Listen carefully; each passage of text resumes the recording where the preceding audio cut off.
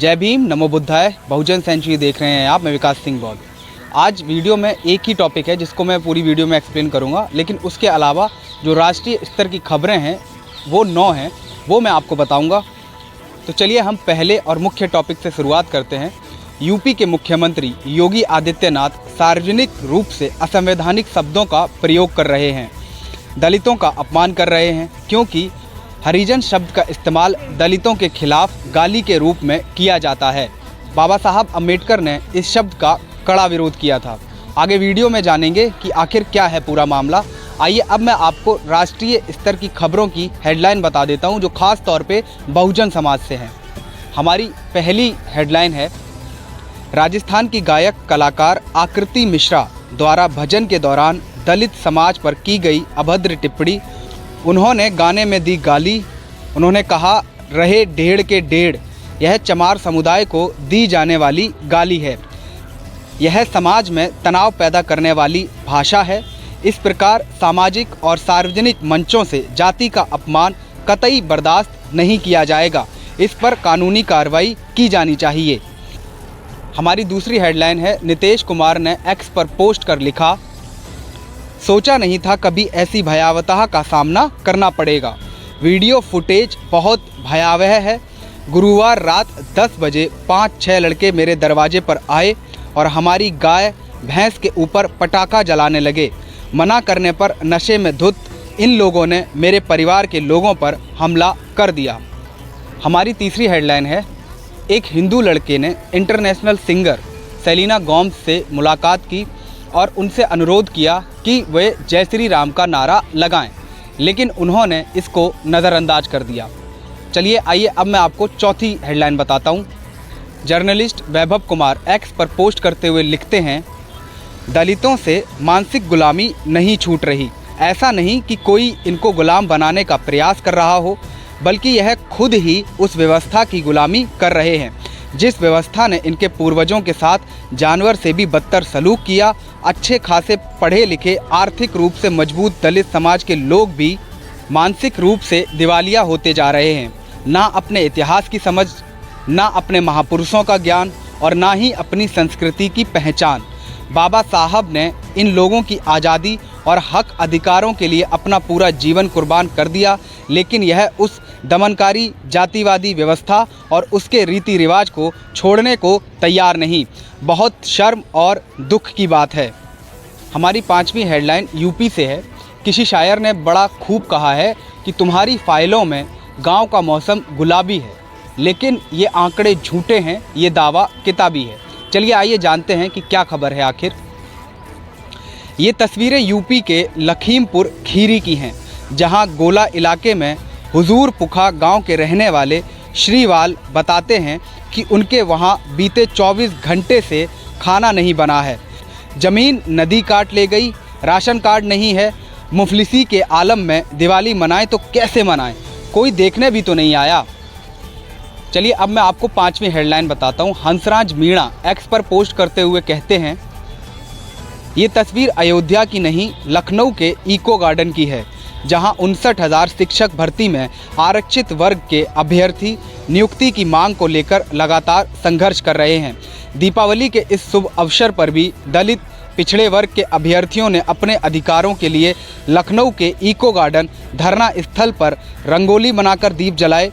पिछले 4 वर्षों से ये अभ्यर्थी यहीं पर होली, दिवाली जैसे प्रमुख त्यौहार मना रहे हैं। उनका संकल्प है कि जब तक न्याय नहीं मिलता तब तक यह आंदोलन जारी रहेगा। उनके संघर्ष और दृढ़ता को सलाम। तो वहीं हमारी 7वीं हेडलाइन है कि प्रधानमंत्री नरेंद्र मोदी जी कहते हैं, भारत अपनी सीमा के 1 इंच हिस्से पर भी समझौता नहीं कर सकता। नेहा सिंह राठौर ने प्रधानमंत्री नरेंद्र मोदी को जवाब देते हुए लिखा, काले धन की बात की तो नोटबंदी में गरीब लुट गए। वंदे भारत की बात की तो रेल यात्रा नर्क बन गई। 2 करोड़ नौकरियों की बात बेरोजगारी महामारी बन गई। विकास की बात की तो पुल गिर गए। भ्रष्टाचार की बात की तो इलेक्टोरल बॉन्ड घोटाला हो गया। मैं इसमें कहना चाहूँगा कि महिला सुरक्षा की बात की तो नेता खुद रेपिस्ट बन गए। ऐसी स्थिति आ गई कि घर से बहन बेटी को उठाकर उसका रेप करके फिर घर पर छोड़ जाते हैं। नेहा आगे कहती हैं कि प्रधानमंत्री अब देश की सीमा की बात कर रहे हैं। हमारी 8वीं हेडलाइन है, एक यूज़र ने एक्स पर पोस्ट करते हुए लिखा, जब प्रोफेसर इंदु चौधरी बहन जी से मिलकर आई थी तो उन्होंने बाहर आकर यही कहा था कि बहन जी बोल रही थी कि आपको मेरे पास बहुत पहले ही आ जाना चाहिए था। बहन जी को ज़रूरत है हमारे समाज के महिलाओं की जो मजबूती से राजनीति में ताकत बन सकें। हमें हर गांव में एक बहन जी चाहिए। चलिए अब हम अपने मेन टॉपिक पर आते हैं, जिसके बारे में मैंने वीडियो के शुरू में आपको बताया था। आखिर हरिजन शब्द की शुरुआत कहाँ से हुई और बहुजन समाज इस शब्द से इतना चिढ़ता क्यों है? आखिर योगी जी ने इस शब्द को अभी बोल करके हंगामा क्यों खड़ा कर दिया है? दरअसल हरि का अर्थ होता है ईश्वर या भगवान और जन का अर्थ है लोग। महात्मा गांधी ने हरिजन शब्द का प्रयोग हिंदू समाज के उन समुदायों के लिए करना शुरू किया था जो सामाजिक रूप से बहिष्कृत माने जाते हैं। गांधी ने उन्हें यह नाम दिया था और बाद में उन्होंने हरिजन नाम से एक समाचार पत्र भी निकाला था, लेकिन अब हरिजन शब्द को प्रतिबंधित कर दिया गया है। हरिजन शब्द के स्थान पर अनुसूचित जाति का इस्तेमाल करना अनिवार्य कर दिया गया है। एएसपी चीफ चंद्रशेखर आज़ाद ने एक्स पर पोस्ट कर लिखा, चुनावी रैलियों में बटेंगे तो कटेंगे का नारा देने वाले मुख्यमंत्री योगी आदित्यनाथ जी खुद सामाजिक, सांस्कृतिक और धार्मिक मंच पर समाज को हरिजन और गैर हरिजन में बांट रहे हैं। क्या इस हरिजन शब्द के प्रयोग से उनका तथाकथित हिंदू खतरे में नहीं आता? माननीय न्यायालय द्वारा भी इसे अपमानजनक बताते हुए प्रतिबंध लगाया गया था। वे आगे कहते हैं, इतने महत्वपूर्ण संवैधानिक पद पर बैठे मुख्यमंत्री योगी आदित्यनाथ जी को क्या इन निर्णयों की जानकारी नहीं है या जानबूझकर हरिजन शब्द का प्रयोग करके अनुसूचित वर्ग के लोगों का अपमान किया जा रहा है? योगी जी बताएं, यदि अनुसूचित जाति के लोग हरिजन हैं तो बाकी अन्य लोग हरि के जन नहीं तो फिर किसके जन हैं? हाल ही के बीते हरियाणा चुनाव में बीएसपी सुप्रीमो बहन मायावती जी ने कहा, हम हरि के जन, बाकी क्या शैतान की औलाद हैं। बहन जी कहती हैं, उन्हें बाबा साहेब के बारे में तो जानकारी है, लेकिन उन्हें यह भी पता होना चाहिए कि SC ST के लिए किस शब्द का इस्तेमाल किया गया है। मुझे याद है कि 1977 में जब मैं कानून की पढ़ाई कर रही थी, तब मैं दिल्ली यूनिवर्सिटी में LLB प्रथम वर्ष की छात्रा थी। 1977 में जनता पार्टी सत्ता में आई और उन्होंने कहा था कि जगजीवन राम को देश का प्रधानमंत्री बनाएंगे, जिन्हें कांग्रेस ने भी प्रधानमंत्री नहीं बनाया और जनता पार्टी ने भी नहीं बनाया।